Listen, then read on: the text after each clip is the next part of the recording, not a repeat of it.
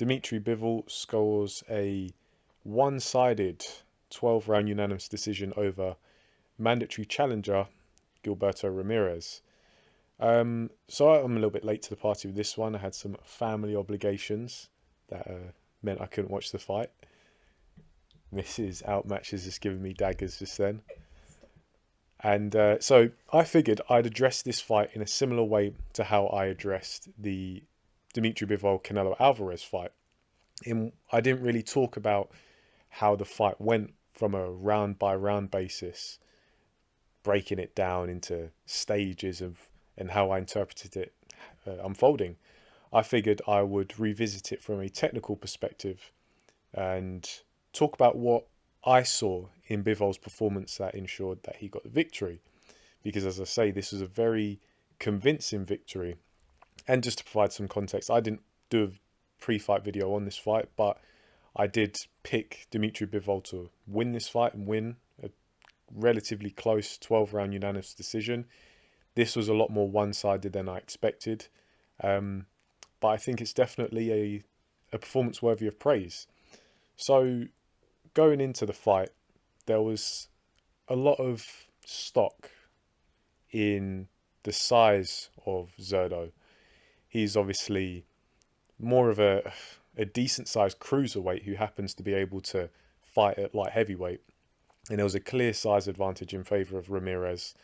And, 6'2.5", I believe, 75-inch reach, something like that, compared to Bivol's 6 foot, 72-inch reach. I actually have seen Dmitry Bivol in person, and in terms of stature and body weight, he's a very average-looking guy. But he, in this fight, more than held his own, and he's done so in the past. He's fought a lot of big guys, and been able to really stamp his authority on the fight, and that's exactly what he did against Ramirez. It was a little bit tougher. I think Ramirez is probably the best opponent, or one of the best opponents that Bivol has fought. And yeah, let's get into the technical aspects. So the first thing I realised was, despite that size advantage in favour of Ramirez, Bivol immediately took the centre of the ring. And now, it's things like this, which they're very subtle, but they go a long way, especially in a fight where you're looking to get any and all advantages that you can. So Bivol, being the considerably smaller man, has been able to take the centre of the ring and by default get Ramirez on the, I don't want to say the defensive, but he took up the vast majority of the space. He was controlling the centre of the ring, dictating where Ramirez was going. And he was using a lot of, as Ben Davison would say, non-punching activity. And now that's quite an overarching term, but it basically means all the little feints, all the little movements that you use to get yourself into position, but to unsettle the opponent. And Bivol, he does that a lot, especially with the lead hand, especially with the footwork.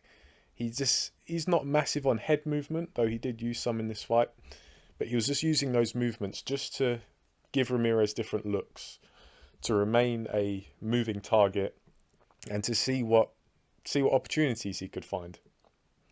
And so that helped Bivol to, as I say, unsettle Ramirez, get some space as well, because one thing that Bivol does quite well is when he lands his punches, he typically finishes on the jab. And I use jab in inverted commas because it's not necessarily a jab in a traditional sense of the word. It's more of just a finishing your combinations with a straight arm or a stiff arm control, which you send it out, and it's not really to do any damage, but what it is it acts as a control between yourself and the opponent. So you might use it to engage the lead hand of the opponent, engage the head, take away the vision, control the head. And that's what Bivol does. You can see it's something that he's drilled for many years. It's actually something that Alexander Usyk uses to good effect as well. And I feel like we saw that on display, especially in the first Anthony Joshua fight. You typically see a 1-2-1, finishing on that jab, using it to engage the opponent after the offense has been thrown and hopefully landed. But then it also, it serves as like a way of getting the fighter's body to move to the back half of their stance to the back leg where they can move out. It's almost like an exit strategy. So it's dual purpose in that sense. And so we can already see that there's a lot of activity coming from Bivol. And this was also seen in his countering of the lead hand of Ramirez. And Hatman pointed this out in his tactical breakdown of this fight that he did prior to the fight, about how Bivol, he has like a you go, I go kind of style where he very rarely punches with you. And that's a good observation because we saw it in this fight where Bivol would use his non-punching activity to get a reaction, typically a jab, some kind of lead hand action from Ramirez. And Bivol isn't the kind of counter puncher where he's going to, say, split the jab like a Manny Pacquiao would, that you can do against a fighter who's the other stance, like a southpaw orthodox matchup where you can slip to the outside of the jab and simultaneously line up your rear hand. Bivol doesn't do that. He typically, he lays back, he goes to the back half of his stance, or he might step out using his legs, and then he'll come back in and follow up. So it's that you go, I make you miss, I go. And he does that so well. He did that so many times throughout the fight. And, you know, you can look at it and say, okay, Bivol, he has a size disadvantage, but that means he has extra speed and he's quick. Yeah, he is, obviously, to a degree. But it's really because that's his game. Bivol is a type of fighter where there's not really much in terms of special effects. He's not going to blow you away with slickness and flashy moves. He has a very, I don't want to say small tool set, but he's got a lot of subtlety. But the subtlety is easy to miss. But the thing is, with these subtleties, he's so consistent that it makes him so difficult to beat. You know, as I say, he's not really a fighter who's going to do a lot of slipping and rolling, but he moves just enough just to give a different look. But he kind of relies on his feet for the majority of his defense, and of course like a standard high guard, that kind of stuff. But you can see how he manages distance so well with his feet alone. And with Zurdo Ramirez, obviously in the lead up to this fight, you know, Zurdo Ramirez has been around for a while, but in the lead up to this fight I was really looking closely at his performances.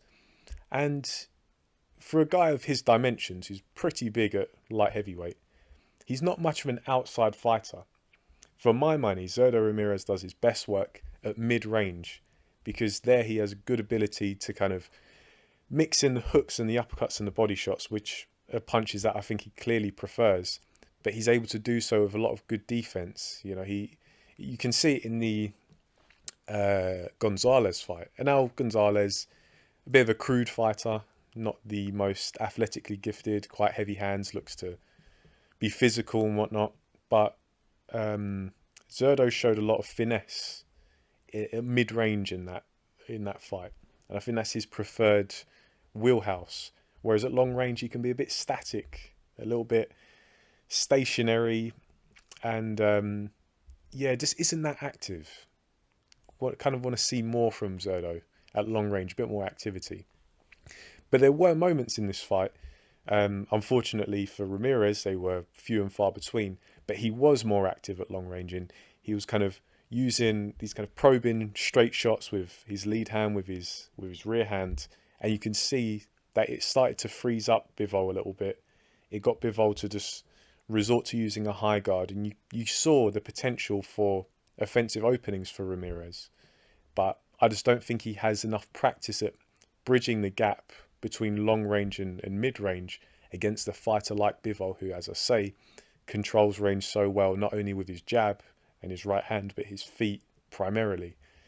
And I think overall Bivol just displayed a better body control and an ability, especially to come off the center line, than Ramirez. Because Ramirez, he can be a little bit rigid, and it's quite strange because he's not a muscle bound guy. He's got quite a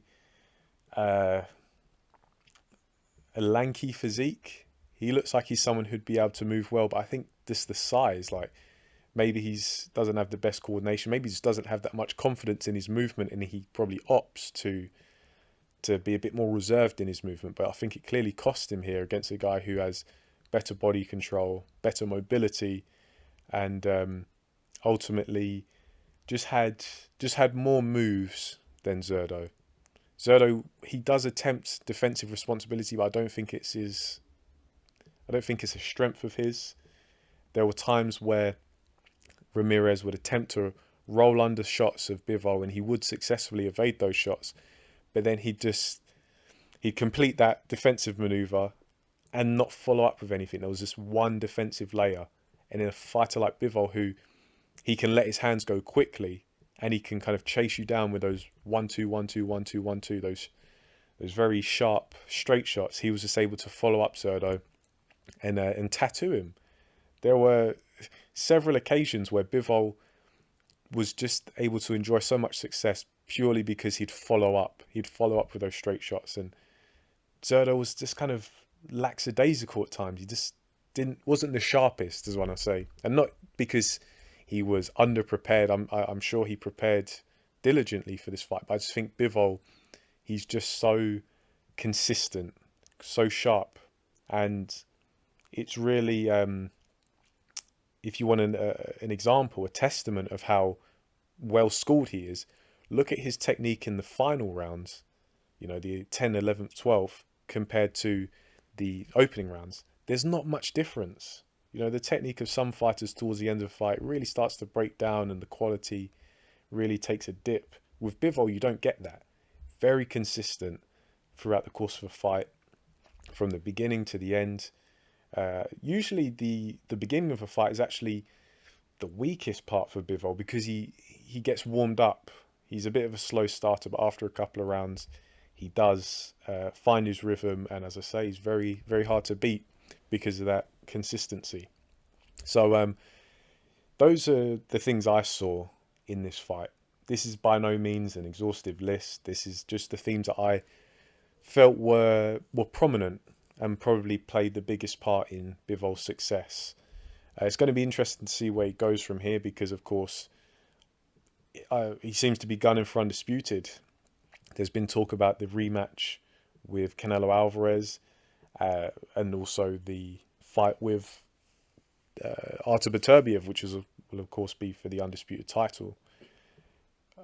Based on the interviews I've seen from Bivol, he seems to be gunning more so for the Beterbiev fight. I saw a headline where he was talking about, I know it wasn't a headline, it was an article, and he's talking about the Canelo fight is basically money, and money's good, but legacy's better. And I think that's very admirable, especially when we see how in recent weeks the talks between Terence Crawford and Errol Spence have fallen through. That's an undisputed fight that is being pushed back until who knows when. But yeah, Bivol, I think he definitely, I can't really fault the performance that much because it's what you would come to expect from Bivol. It's not the most entertaining, but it's very effective and it's really undeniable. He just has a style that does just enough and it catches your eye without being devastating. And he scores another victory over what many people saw as a very dangerous opponent in Ramirez. So you definitely have to give Bivol respect. I haven't actually watched anybody's review, Hatman, Chris, or any of the other guys, G-Man. I haven't watched their videos yet, just because I wanted to come in and give my thoughts kind of unimpacted by anyone else's view. But I was getting round by round updates last night. As I say, I couldn't watch the fight live. And I saw a couple of people who had their round by round updates and their blogs and stuff. And they had it a draw, or they had Ramirez winning the majority of the rounds or a lot of the rounds even. I just didn't see that at all. I think the scorecards of this fight, 117 to 111 twice and 118 to 110. For me, the 117 to 111 scorecards are pretty much on the money. I can't grumble at those. I really had Ramirez winning 2-3 rounds tops. Was it easy for Bivol? It wasn't easy, but I don't think it was difficult. I think Ramirez is probably going to look back and maybe kick himself that he didn't just really go for broke and use his size. He definitely spent too long at long range, and it started to become evident after a while that he wouldn't be able to keep up with Bivol. At least that's what I saw. So it's going to be interesting to see what happens next. But for now, that is my take on this fight. Do you agree? Do you disagree? It's all good. Leave it down below and I'll get back to you. We can discuss this fight. And yeah, that's my take on it. And for now, I'll leave it there. Thanks for listening and I'll catch you in the next video.